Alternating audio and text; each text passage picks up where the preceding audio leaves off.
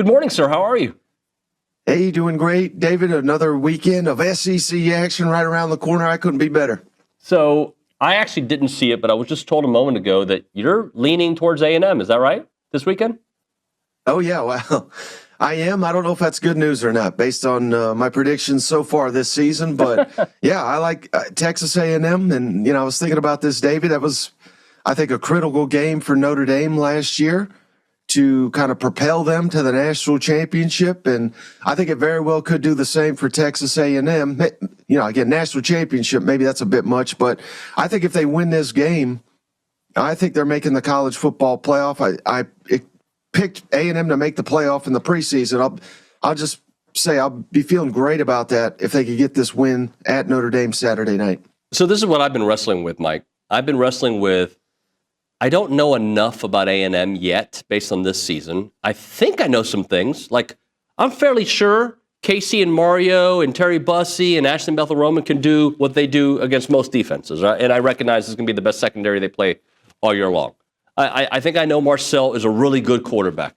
I know Le'Veon Moss and company can run. I know that offensive line can do things. What I don't know is, can they stop big plays defensively? Can they get after the quarterback? They did it last week, but I'm saying against a quality Notre Dame team that they weren't able to get after last week. Can they limit that Notre Dame run attack? And, can this offense actually score points against elite defenses? So I'm kind of like, I feel good, but then I'm like, but wait. So that's where I'm at.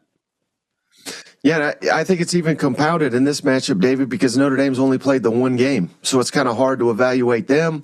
It was, of course, against Miami, as your audience knows, but, they looked solid. I think they're a legitimate team, no doubt, but I think their reputation is largely built on what they did last year. And this is a completely different Notre Dame team with a different defensive coordinator, and they're dead last in the country. I know they've only played one game, so I look at average tackles for loss per game. They've only had 2 tackles for loss, Notre Dame has. So that, again, not looking total. We're looking at average here. That's dead last in the country. So as long as Marcel Reed has time, and based on that statistic, I think he will, I think he'll have plenty of time with all the weapons he has to kind of pick apart this Notre Dame defense, which is under a new defensive coordinator. Their last defensive coordinator is now coaching in the NFL. So I think, my biggest concern for this is just how good is A&M's defense. I don't think they've been bad, but I think they've been inconsistent kind of through two games. So if they can limit Notre Dame, I think to under, 24 points, I think they're going to win this game. Isn't this game a recipe of big game Mike, right? When you think of what Mike Elko's been able to do in his career, he dials up these games, right? He did it at Duke. He did it at A&M. He did it at Notre Dame and other stops. We're like, this is one of those games that's on national TV. You're like, see, this is what we've been talking about. This is what Mike Elko does. And I feel like this is a golden opportunity for that. Yeah, no doubt. And, now the beautiful thing, they're going to have many more of those with the SEC slate they have. But, yeah, you're absolutely right. And just the connections he's got to Notre Dame. He's played him also at Duke. Just the history here is pretty interesting going, and then obviously last season as well. So given the upcoming slate, we all know how difficult it is to win on the road in the Southeastern Conference. Texas A&M knows that as well as anybody. That's why I think this game's so important with road trips. I believe, if I have this correct, Arkansas, LSU, Missouri, and Texas, of course. Now, Texas, I don't think has looked as good as people said they would, but I would say the other 3 teams I just referenced, Arkansas, Missouri, and LSU, I think they've looked better than anticipated. So are you realistically going to go 3-1 in those road matchups? Probably not. So that's why I think this game is so big on Saturday. You split those other 4 road trips, you split them. I think A&M's going to the college football playoff. Mike, let's play out both scenarios. You kind of played out one. If they win this game, they should be on their way. Let's just say they do win this game. Kind of take me through that route. And then if they lose this game, and it's kind of similar to last year, maybe not the same storylines, but, they lose by 7 or 10 points. Just kind of take me down both paths, how you think the rest of the season could play out. Yeah, well, if A&M loses, then I'll probably come out here next week and say, you know what, Notre Dame, they're legit. They're top 5 team. Who cares?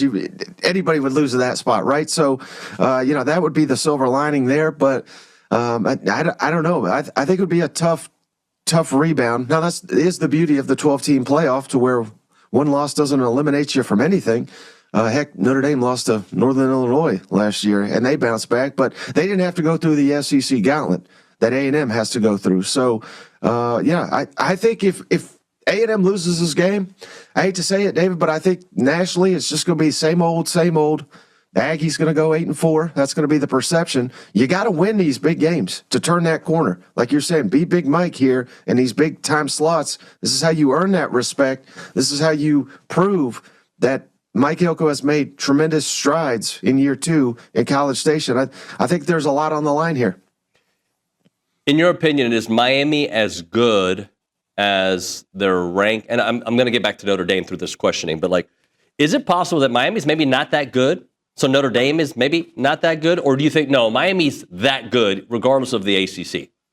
Yeah. I mean, that's a fair question. And I wish I had the answer for you. I don't particularly watch a lot of Miami football, but I did watch them in the opener just because I knew this A&M game was coming up and Arkansas is also playing Notre Dame. So I was kind of very curious about Notre Dame. But yeah, I mean, I think we can make that argument for a lot of people, including Clemson.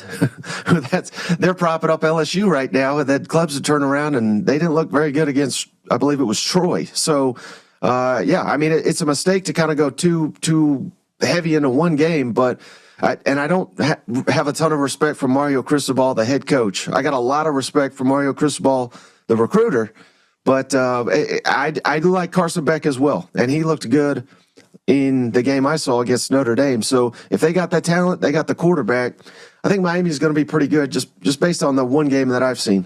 All right, let's play out both scenarios, Mike, if you don't mind. A couple other scenarios. If Florida goes to Baton Rouge, beats LSU, okay, so that's one part of it. The other part is, all right, Miami, they lose to USF. So then, what does that mean about college football? What does that mean about Billy Napier? And then, of course, I'm going to come bring it right back to the A&M Notre Dame game. What is that, maybe the ripple effects of all this? Yeah, that's fascinating, isn't it? Because someone asked me that exact question on the show this week, David. Maybe I don't think it's a rush to judgment on Billy Napier his entire tenure, but maybe this season, maybe South Florida is a dynamic team that is going to be that G5 playoff team. They certainly look like it after beating Florida. If they beat Miami, I won't call them a lock, but I mean, there's no one else, to my knowledge, in contention that has a better resume than that out of the G5 at least. So, and I certainly think Florida is going to play a lot better this week, and they may very well beat LSU. I'm picking LSU to win, but wouldn't stun me at all. I like Florida in the points in that one. Maybe Billy's not quite done. And if you go back and actually watch that Florida game, I know this is going to sound like excuses, but they had that thing. I mean, it's penalty after penalty. Open touchdowns were there to be made. They were not getting made. I don't think that's a sign of a bad team, other than the spitting was egregious. That should never have happened. But aside from that, I really don't think Florida's as bad as they looked last week, but maybe that's because I hyped them up all off season and they're making me look like a fool once again. Mike, I want to go back to an original point you made earlier, that maybe Texas, Clemson, Notre Dame, maybe these teams aren't as good, but maybe Arkansas is better than we really thought. Maybe, Ole Miss isn't taking the step back that everybody's talked about. Like these other teams that, and some of the teams that A&M is going to play. Missouri, people had forgotten about them. Then they look to be legitimate, at least on the offensive side. Maybe those top-tier teams aren't as good as we thought, but really good still. And those maybe middle to lower-tier teams aren't as bad as we thought. And it's just going to make everything even more Armageddon in the SEC.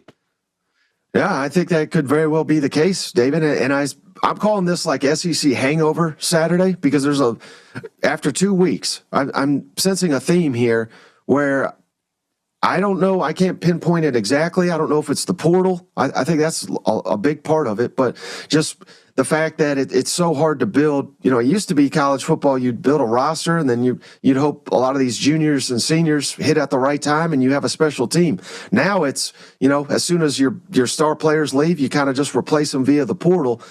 it's made it, in my mind, very difficult to have these teams that are consistent. Maybe that's the best way to say it. And that's why I'm calling it Hangover Saturday, because I think there's going to be teams like Oklahoma, who just got a huge win against Michigan. Now they're playing up at Temple. I think they're going to struggle is probably the wrong word, but I don't think they're going to cover. Missouri's playing Louisiana after a huge win for them over Kansas. I think they're going to struggle to at least cover. And we saw that with Alabama, struggled against Florida State, looked like $1 million against ULM. There's LSU. LSU beat Clemson. They look like they could win the national championship. They could have lost to Louisiana Tech. That was an ugly, ugly showing. South Carolina last week. I mean, I could go on and on. I'm just sensing a theme here, David, where I think consistency week in and week out is going to be very difficult to achieve. And I think that's just the state of college football right now. Mike, let's do our weekly conversation on quarterback rankings, if you don't mind. This is always a fun topic. Taylor Green, I think he's number one right now. And I look at his numbers. They are fantastic. I know they haven't played anybody yet, and they're about to. But he's thrown, 10 touchdowns to start this year. Only one interception. Last year, the entire year, where I thought he was pretty good, he threw 15 touchdowns.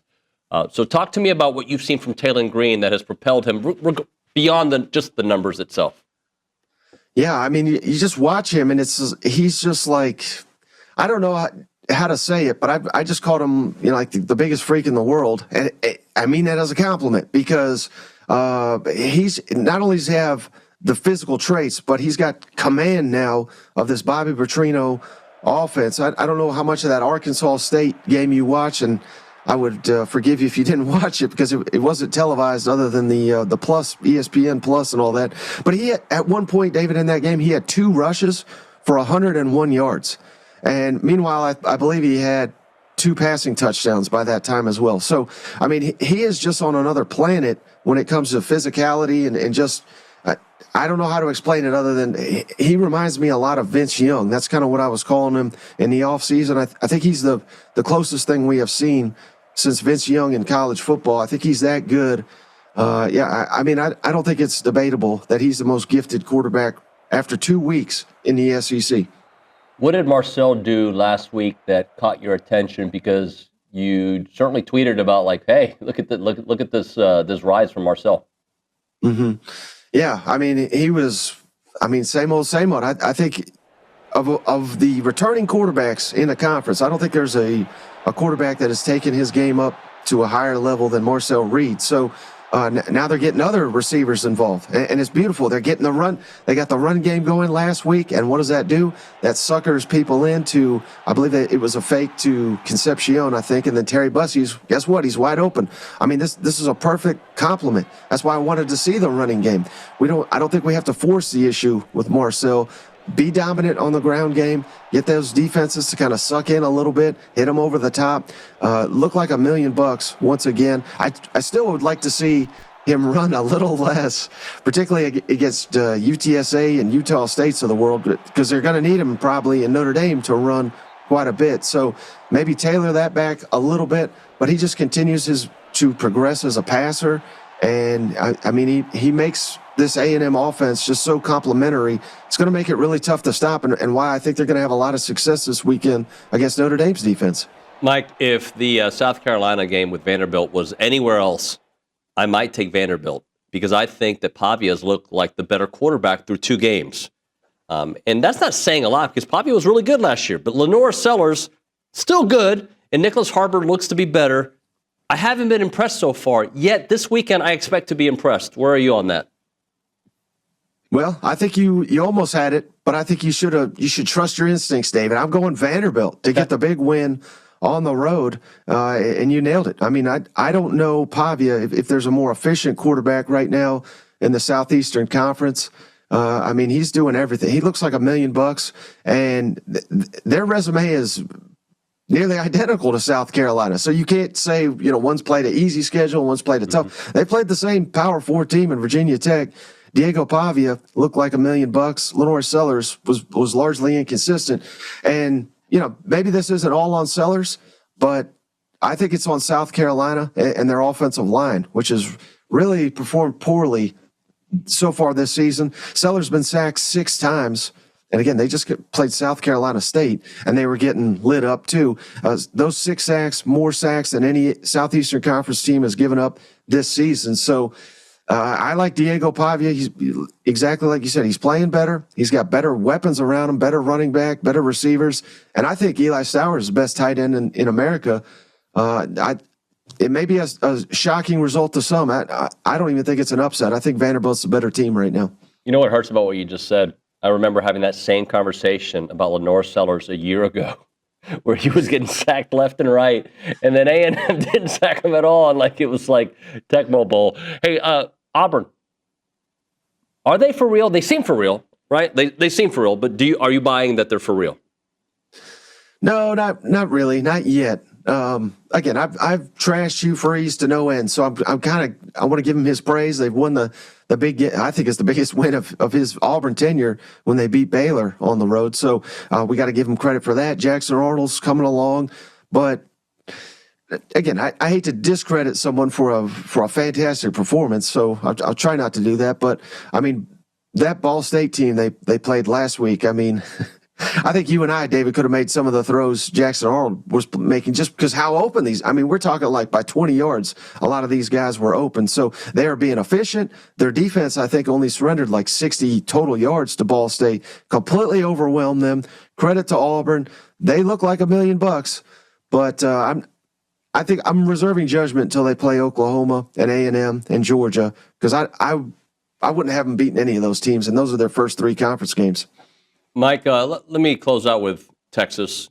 Has your opinion changed on Arch from the Ohio State game to what you saw last week against San Jose State? Like, do you feel like on the path of figuring things out? I mean, personally, no. My opinion has not really changed. And, you know, again, my opinion the whole time was I think the hype was unwarranted, and I'm rooting for Arch. I hope he does well. I know he will, given his talent, his pedigree, and family pedigree, I guess I should say. I think next year in 26, he may very well win the Heisman. But this year, Texas is going to be a defensive team and should lean on the ground game. And just Steve Sarkisian is not helping himself. So I'm sure you guys have seen it and talked all about it, but weirdest press conference moment I think that I have ever seen, and I've been covering this league for over a decade now.